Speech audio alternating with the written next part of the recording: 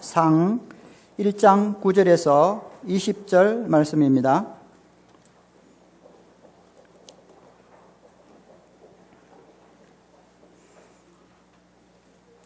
제가 봉독하겠습니다. 그들이 실로에서 먹고 마신 후에 한나가 일어나니 그때 제사장 엘리는 여호와의 전 문설주 곁 의자에 앉아 있었더라. 한나가 마음이 괴로워서 여호와께 기도하고 통곡하며 서원하여 이르되 만군의 여호와여, 만일 주의 여종의 고통을 돌보시고 나를 기억하사 주의 여종을 잊지 아니하시고 주의 여종에게 아들을 주시면 내가 그의 평생에 그를 여호와께 드리고 삭도를 그의 머리에 대지 아니하겠나이다. 그가 여호와 앞에 오래 기도하는 동안에 엘리가 그의 입을 주목한즉 한나가 속으로 말하며 입술만 움직이고 음성은 들리지 아니하므로 엘리는 그가 취한 줄로 생각한지라. 엘리가 그에게 이르되 네가 언제까지 취하여 있겠느냐? 포도주를 끊으라 하니 한나가 대답하여 이르되 내 주여, 그렇지 아니하니이다. 나는 마음이 슬픈 여자라. 포도주나 독주를 마신 것이 아니요 여호와 앞에 내 심정을 통한 것뿐이오니 당신의 여종을 악한 여자로 여기지 마옵소서. 내가 지금까지 말한 것은 나의 은통함과 격분됨이 많기 때문이다 하는지라. 엘리가 대답하여 이르되 평안히 가라. 이스라엘의 하나님이 내가 기도하여 구한 것을 허락하시기를 원하노라 하니 이르되 당신의 여종이 당신께 은혜 있기를 원하나이다 하고 가서 먹고 얼굴에 다시는 근심빛이 없더라. 그들이 아침에 일찍 일어나 여호와의 앞에 경배하고 돌아가 라마의 자기 집에 이르니라. 엘가나가 그의 아내 한나와 동침하며 여호와께서 그를 생각하신지라. 한나가 임신하고 때가 이름에 아들을 낳아 사무엘이라 이름하였으니 이는 내가 여호와께 그를 구하였다 함이더라. 아멘. 이 시간에는 신강교회 담임 목사님이신 진창설 목사님 나오셔서 울어야 삽니다라는 제목으로 말씀 전가하실 때 많은 은혜 받기를 바랍니다.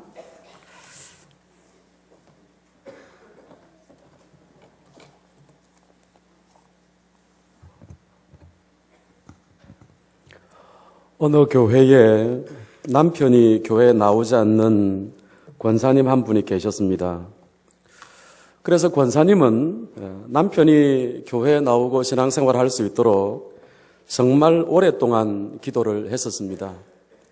때로는 울면서 기도를 하다가도 남편이 속을 썩이면 기도를 중단하기도 하고 또 그러다가 남편이 불쌍해 보이면 기도하기를 반복하곤 했습니다. 그렇게 남편을 위하여 기도하던 어느 날 하나님께 질문을 했습니다. 하나님, 제가 올린 많은 기도에 응답하셨지 않습니까? 그런데 왜 제 남편을 위한 기도는 이렇게 오랫동안 들어주지 않는 것입니까? 참 권사로서 모범도 안 되고 부끄러워서 견딜 수가 없습니다. 그렇게 한참을 기도했는데 하나님께서 그 권사님에게 뭔가 하나를 보여주셨습니다. 그것은 큰 컵이었는데요. 그것을 보여주시면서 하시는 말씀이 내 눈물이 아직 이 잔에 차지 아니하였다. 그렇게 말씀하시는 겁니다. 그래서 그 컵을 보니까 자신의 눈물이 그 컵의 바닥에 겨우 조금 깔려 있는 것을 보았습니다. 그것을 보고 난 다음에 권사님은 하나님 앞에서 정말 회개하면서 내가 남편을 위하여 진심으로 울지 아니하였고 더 많이 울어야 할 필요가 있구나. 그렇게 하면서 그날부터 정말 하나님 앞에서 남편과 그 영혼과 구원받기를 위해서 울었다고 합니다. 여러분, 이 이야기는 전혀 근거 없는 이야기가 아닙니다. 지금 여러분이 사진으로 보시는 이것은 고대 중동 지역에서 사용되던 이른바 눈물병이라고 하는 것의 유품들입니다. 그리고 이 눈물병 이야기는 시편 56편 8절에 나옵니다. 나의 유리함을 주께서 계수하셨사오니 나의 눈물을 주의 병에 담으소서. 이것이 주의 책에 기록되지 아니하였나이까. 여러분, 무슨 얘기입니까? 고대 중동 지방에는 눈물병이라는 것이 있었고 그 눈물병이 가정들마다 특별히 여성들에게는 필수품처럼 지참하는 것으로 되어 있었다는 것입니다. 이 눈물병은 집에서 가장 잘 보이는 곳에 놓아두었고요. 그래서 가정이나 집안에 대소사가 생기면 그들이 거기로 달려가면서 반드시 챙겨갔던 것이 눈물병이라고 합니다. 그래서 그 문제를 두고 함께 울 때 눈물병에서 눈물이 흘러서 눈물병에 차는 것을 또 그대로 가지고 와서는 보관했다가 또 다른 누군가에게 이런 일이 저런 일이 생기면 눈물병을 가지고 가서 눈물을 흘려 거기 담았다가 그렇게 평생을 함께 하다가 죽으면 그 눈물병을 함께 무덤에 장사 지낸 것이 고대 중동의 풍습이었다고 합니다. 그렇지만 여러분, 저는 눈물을 좋아하지는 않습니다. 왜냐하면 어릴 적에 하도 어머니가 우시는 장면을 많이 보아서 여자분들이 은혜 받아서 우는 것도 사실은 싫습니다. 저희 어머니는 평생을 정말 많이 우신 분입니다. 훈장집 아들이라고 해서 얼굴도 안 보고 시집을 오셨는데 시집 와서 보니까 훈장이 살던 집으로 이산 집안의 막내 아들이었다고 합니다. 거기서부터 속고 결혼을 하신 것이죠.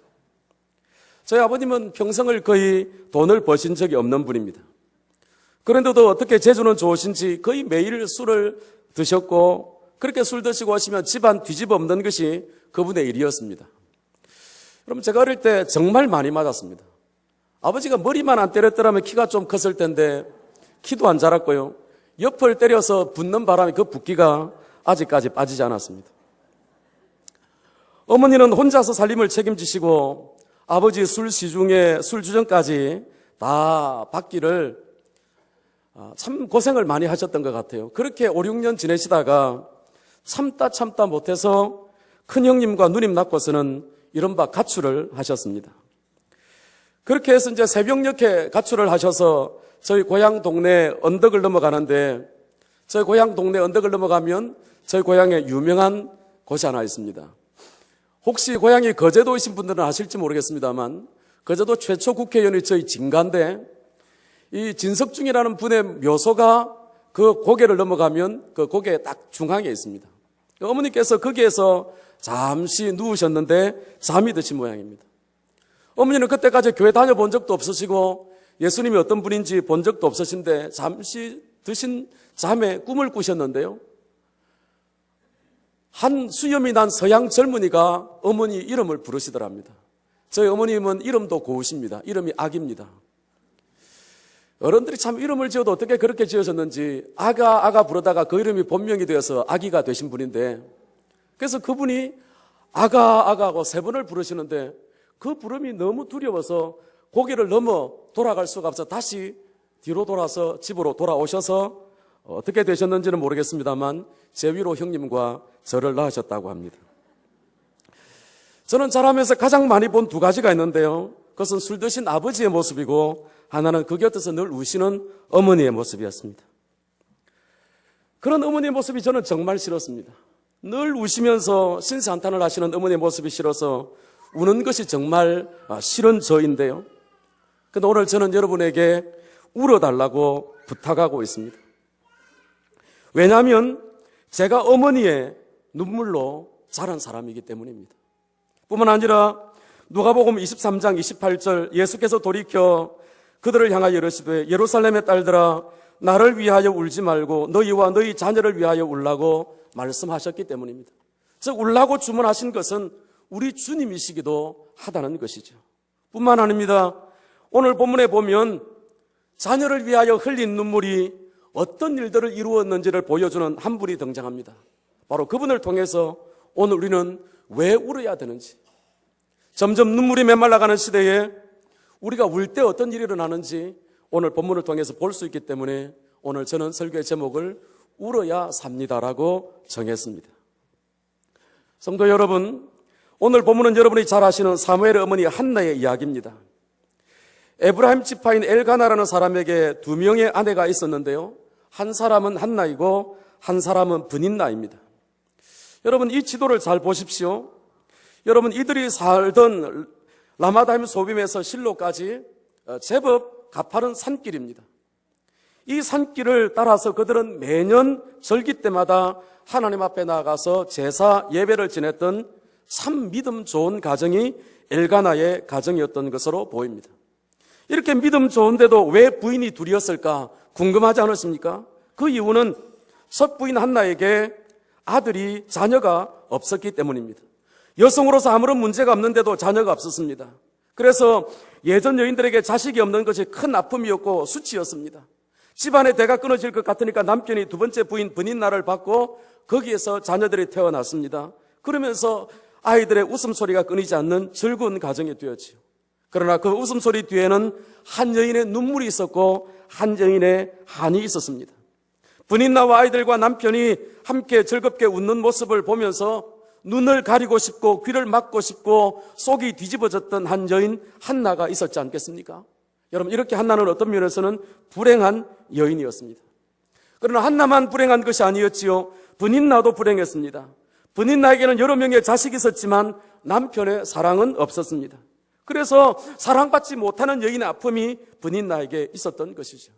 이것을 보면 모든 사람에게는 문제가 있다는 것을 알 수 있습니다.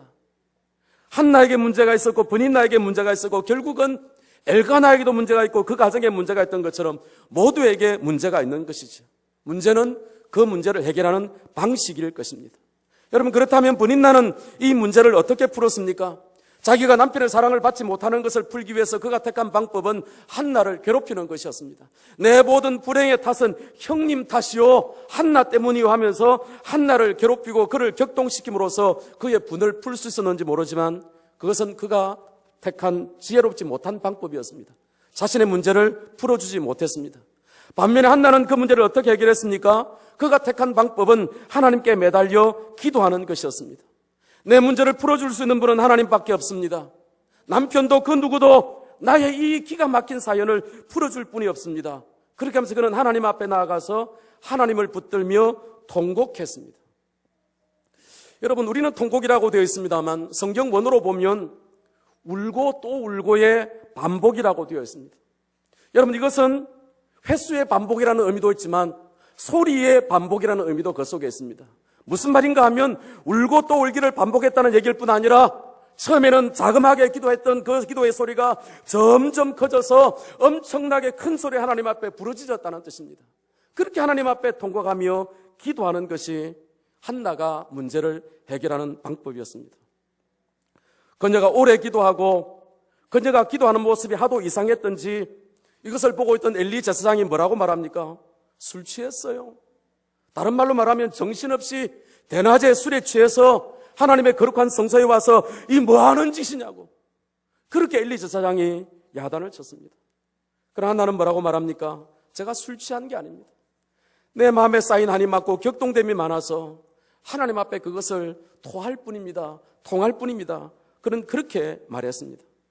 여러분, 이렇게 한나가 기도한 것이 오래 했다 하는 표현이 오늘 본문에 있습니다. 아마도 그것을 보면 한나의 기도는 몇 년 동안 계속된 것으로 보입니다. 포기하지 않고 하나님 앞에 나와서 그렇게 기도하면서 하나님의 도움을 구한 한나의 기도. 여러분, 그런 한나의 기도에 하나님이 어떻게 응답하셨을까요? 여러분, 한나의 기도는 놀라운 일들을 일으켰는데요. 첫째는 자신을 복되게 했습니다. 여러분, 한나의 기도가 자신을 복되게 했다는 얘기는 무엇입니까? 19절을 보시면 그들이 아침에 일찍 일어나 여호와 앞에 경배하고 돌아가 라마의 자기 집에 이르니라. 엘가나가 그의 아내 한나와 동침하며 여호와께서 그를 생각하신지라. 하나님께서 한나를 생각하셨고 한나의 기도를 생각하셨다고 오늘 본문은 말씀을 합니다. 그 결과 아이를 낳았다고 오늘 본문이 말하고 있지. 그런데 여러분, 우리가 주목해야 될 단어는 여호와께서 그를 생각하신지라라고 하는 이 말입니다. 생각했다는 말을 히브리어로 찾아보면 방문했다, 신방했다는 그 의미가 그 속에 있습니다. 마치 예수님께서 삭개의 집을 신방하셨던 것처럼 베드로가 백부장 고넬료의 집을 신방하셨던 것처럼 우리 하나님께서 친히 신방하셨다는 의미가 그 속에 있는 것이죠.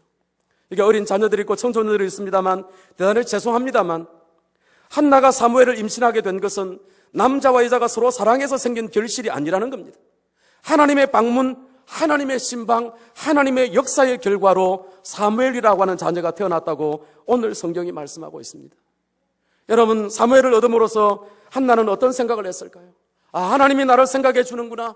나는 하나님이 생각하시는 사람이구나. 나는 하나님이 기억해 주는 사람이로구나. 하나님께서 내 기도 들으셨다가 응답하시는구나. 그리고 하나님께서 최고의 선물인 아들 사무엘을 내게 주셨구나. 이렇게 좋은 하나님이라는 것을 한나가 이 기도를 통해서 깨닫게 된 것입니다. 제가 부산에서 만 6년을 담임 목회를 했었습니다. 그때 저희 교회에 교육 전도사였고 청년이었던 두 사람이 결혼을 해서 제가 주례를 했더니 그분들이 지금 이 교회에 와서 잘 섬기고 있습니다. 김훈 목사님 가정이 제가 주례해서 세운 그런 가정인데 사역을 잘하고 있는지 모르겠습니다. 사역을 못하면 제 탓이니까 저를 봐서라도 용서를 해주시기 바랍니다. 감사합니다. 제가 부산을 떠나온 때가 2005년인데요. 그때 어느 목사님의 설교를 극동방송에서 들었는데 그 중에 이런 아름다운 이야기가 있었습니다. 일찍 명퇴를 당하고 과일 행상을 하던 부부가 있었습니다. 그런데 어느 날 고등학교 2학년인 아들이 가출을 해버렸습니다. 새벽에 도매상에 가서 과일을 떼다가 행상을 하면서 또 시간 나면 아들을 찾아다니던 남편이 그만 과로로 쓰러지고 말았습니다. 그리고 식물인간이 되어서 의식을 차리지 못하고 중환자실에 눕게 되었습니다. 이제 혼자 남겨진 아내는 남편 수발해야 되고 아들 찾아야 되고 행상까지 해야 되면서 힘들게 버티고 있던 중에 남편 문안간차에 진료라도 한번 받아봐야지 하고 진료를 받아보았더니 의사가 이렇게 말합니다. 지금 아주머니 몸도 엉망입니다.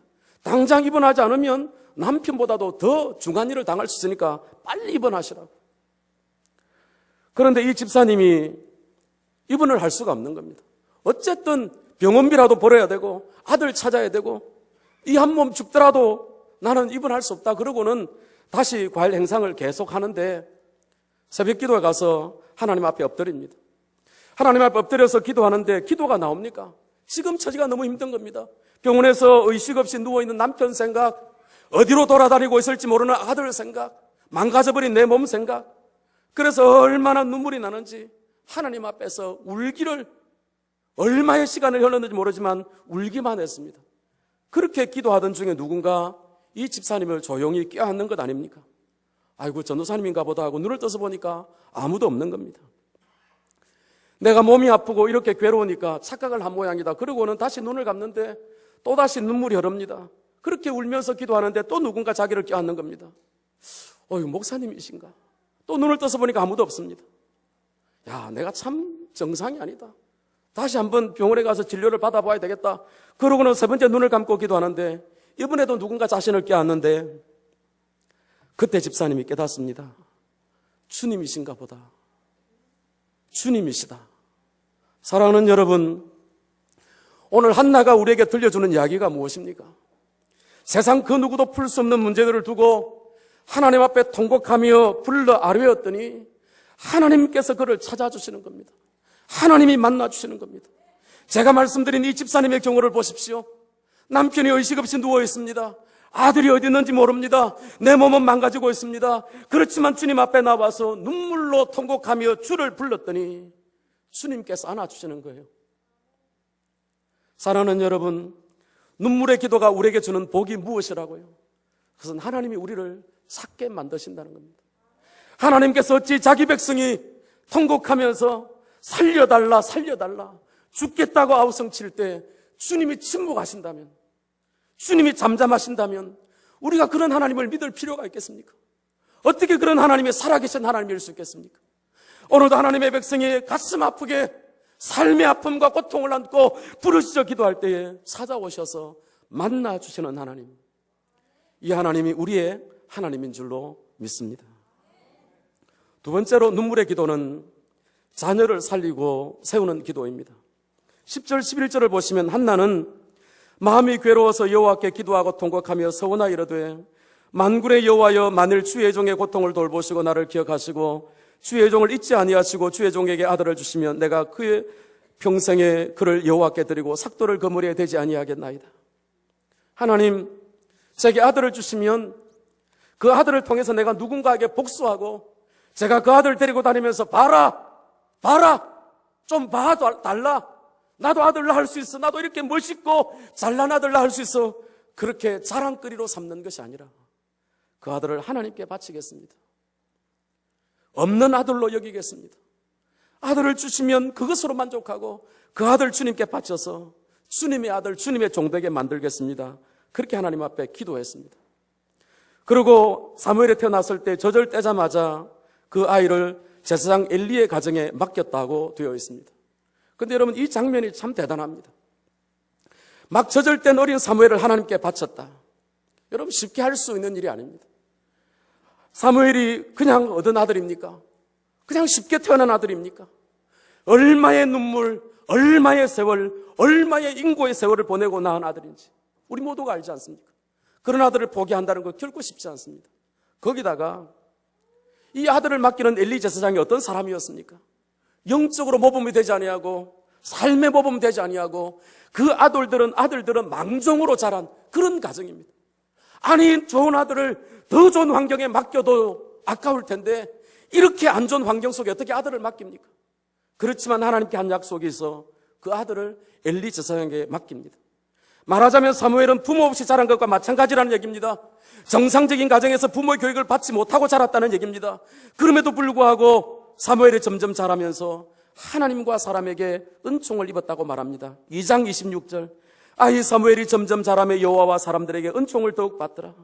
여러분, 결국 무슨 얘기입니까? 사무엘이 자란 환경, 엘리의 두 아들들을 보면 압니다. 엘리의 두 아들들은 잘못된 경우의 표본입니다. 그런 가운데서 엘리의 품에서 자랐지만 어느 누구도 그 사람을 범접할 수 없는 그런 특별한 사람으로 자란 것이 사무엘이었다고 말합니다. 특별한 영성을, 특별한 인격을 남들이 듣지 못하고 보지 못하는 것을 듣고 보는 사람으로, 그래서 이스라엘의 리더십을 가진 아주 뛰어난 지도자로 자란 것이 사무엘이었던 것이죠.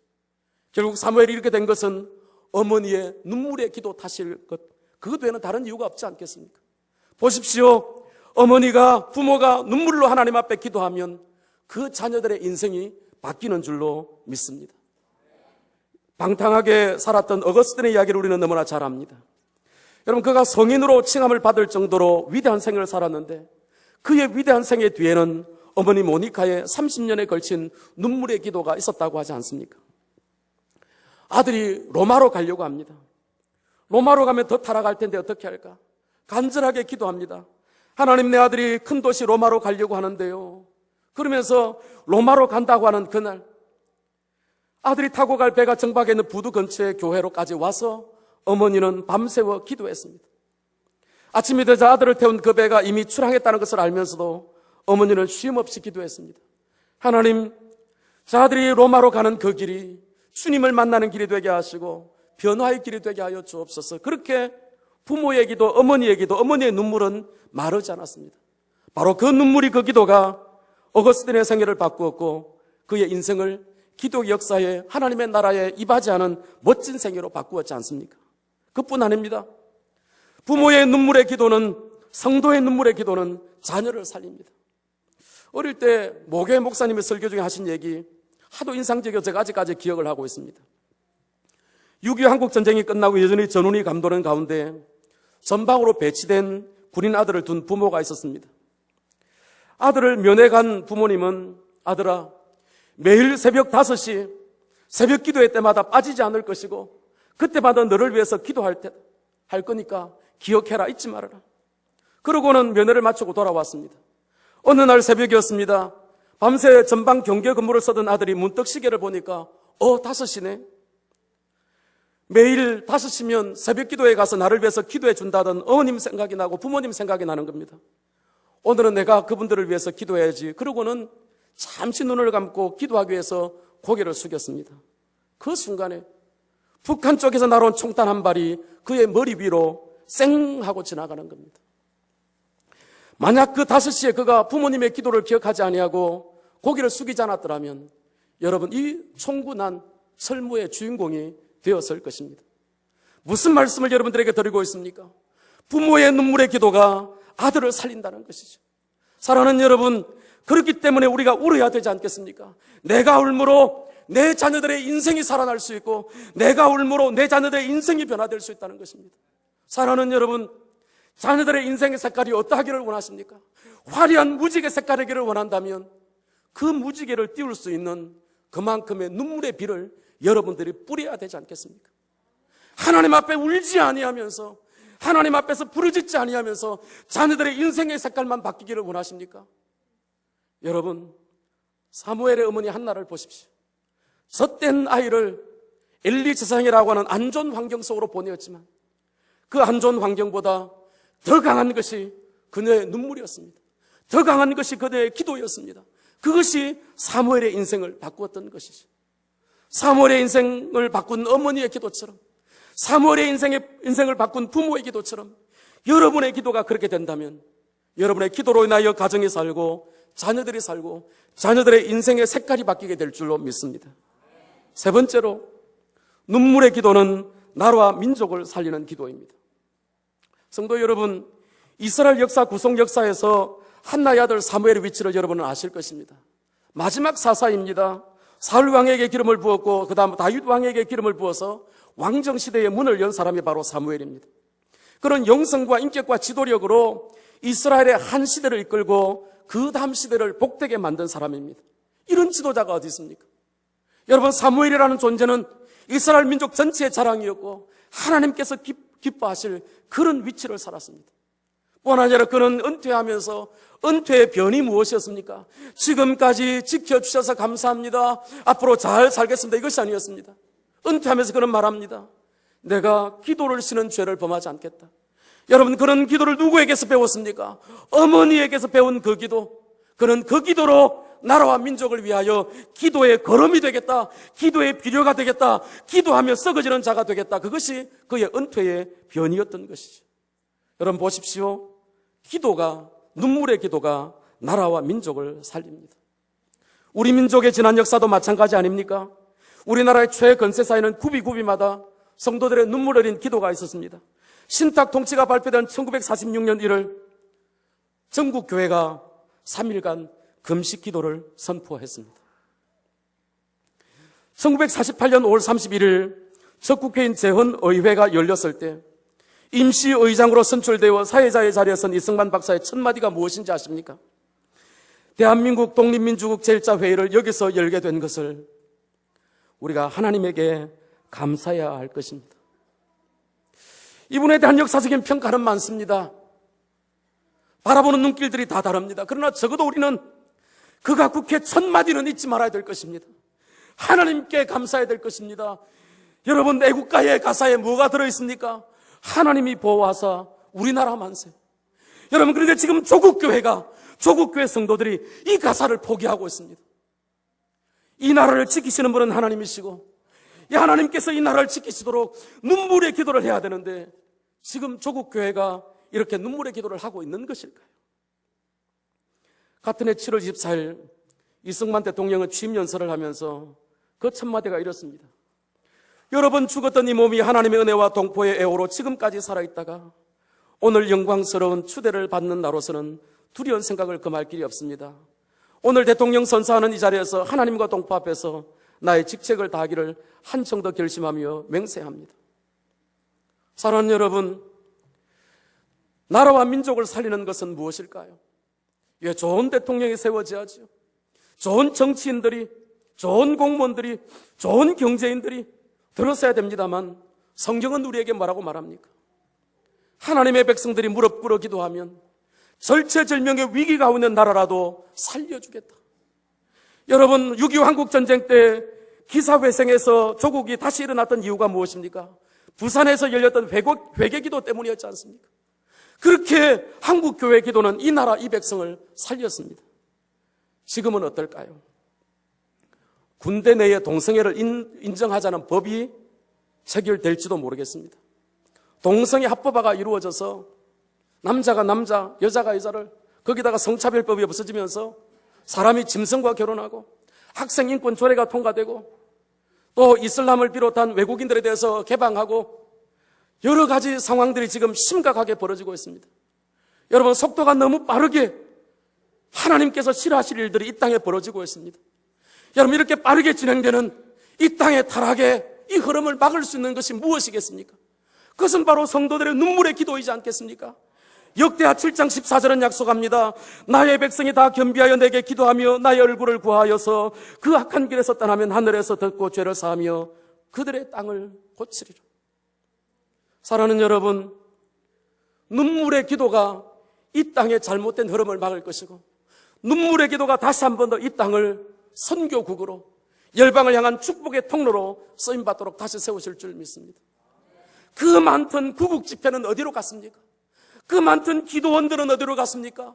그 많던 철야 기도하면서 온 밤을 기도로 지키던 주의 여종들은 어디로 갔습니까? 새벽 기도 없앱시다. 금요 기도에 없앱시다. 없앱시다. 이런 흐름 가운데 다시 기도가 회복되고 눈물이 회복되어야 하나님이 우리 모두를 살리실 줄 믿습니다. 뿐만 아닙니다. 눈물의 기도는 교회를 살립니다. 40년 전 갓 결혼해서 고향 경북을 떠나서 마산으로 와서 좋은 교회를 찾던 한 신혼부부가 있었습니다. 제법 많은 교회를 탐방하던 중에 신광교회 새벽기도에 와서 그 길로 신광교회 정착해서 장로 권사가 되셨고, 그 외동딸은 국제변호사의 사위는 서울 영등포에서 유명한 성형외과 전문 병원의 병원장이 된 그런 장로님이 계십니다. 이 장로님 가정이 저희 교회에 정착한 이유는 신광교회 새벽기도 갔더니 어째 그렇게 우는 사람이 많은지. 그런데 이 장로님 권사님에게도 울 일이 있었습니다. 이불 보따리 하나 달랑 들고 마산으로 왔고요. 장로님은 큰 병으로 수술을 여러 차례 해서 사실은 오래 살지 못한다고 하는 분이었습니다. 울고 싶던 차에 신광교회 오니까 어째 그리 우는 사람이 많은지 함께 울다가 정도로 정착해서 지금까지 우리 교회를 잘 섬기고 몇 년 전에 은퇴를 하셨습니다. 사랑하는 여러분, 저는 성도들의 눈물의 기도가 교회를 살린다고 믿습니다.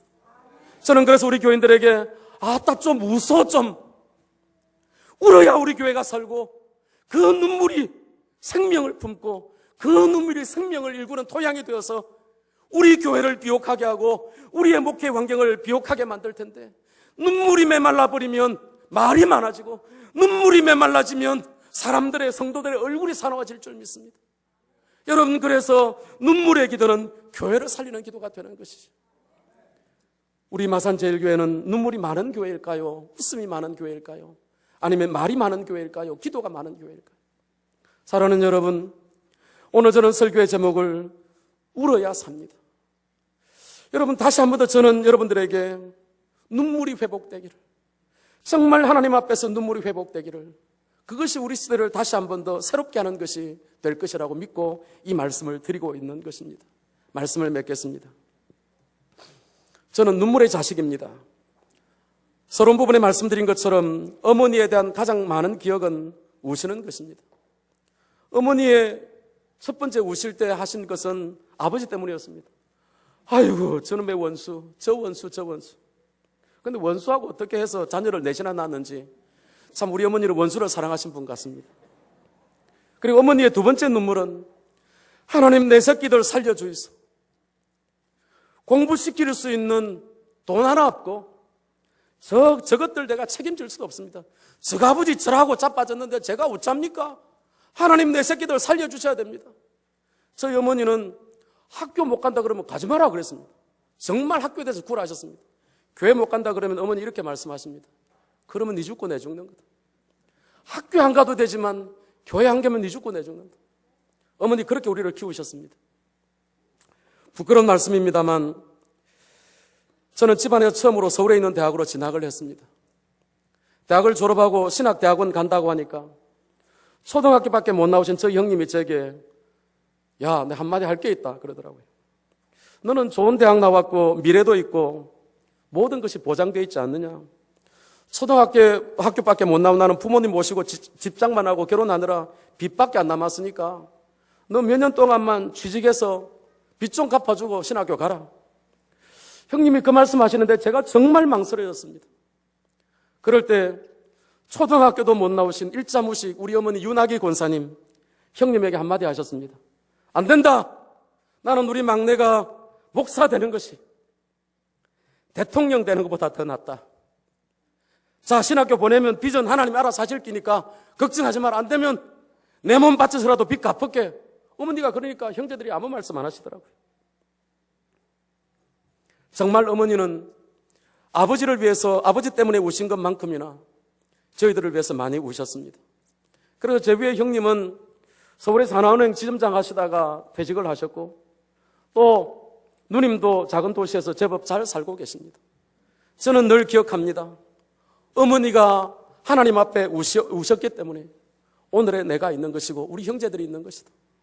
어머니의 눈물이 나의 인생을 바꿨다. 그런데 정말 죄송한 것은 어머니는 우리를 위해서 그렇게 우셨는데 저는 자식들을 위해서 별로 안 우는 것 같아요. 어머니는 주의 종들을 위해서 그렇게 많이 우셨는데 저는 우리 교인들을 위해서 많이 안 우는 것 같아요. 그래서 늘 저희 어머니 생각하면 제가 죄인이 되고 빚진 자가 됩니다. 사랑하는 성도 여러분, 오늘 한나와 사무엘이 들려주는 이 말씀을 여러분들 기억하시기 바랍니다. 울 때 하나님께서 역사하신다는 것이죠. 한나가 울었더니 하나님께서 그를 만나 주셨지 않습니까? 한나가 울었더니 최고의 선물을 받았지 않습니까? 한나가 울었더니 자녀의 인생이 바꾸었지 않습니까?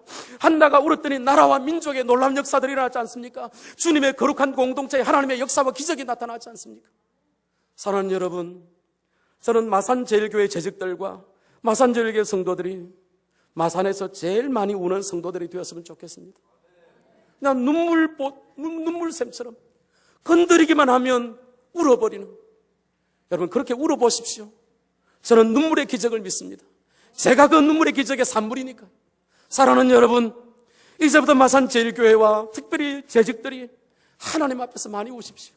하나님, 저를 살려주시고 내 가정, 내 자녀들 살려주시고 우리 교회 살려주시고 조국 교회 살려주시고 조국을 살려주시옵소서. 그렇게 울부짖을 때 그 눈물을 타고 임하는 하나님의 역사, 하나님의 그 놀라운 부흥이 마산 제1번지 마산제일교회를 통해서 일어나게 될 줄로 믿습니다. 여러분의 이름에 걸맞게 사십시오. 마산제일입니다. 그 제일의 자리를 하나님 앞에서 빼앗기지 마시되 특별히 눈물이 제일 많은 교회, 하나님 앞에 눈물로 부르짖고 눈물로 찬송하고 눈물로 말씀 듣고 성도들을 나누면 그 성도들이 너무 사랑스러워서 아이고 집사님 내가 왜 이리 눈물이 났고 그렇게 울면서 눈물이 많아 그 눈물로 여호와의 능력을 부르는 여러분 되시기를 주님의 이름으로 축원합니다.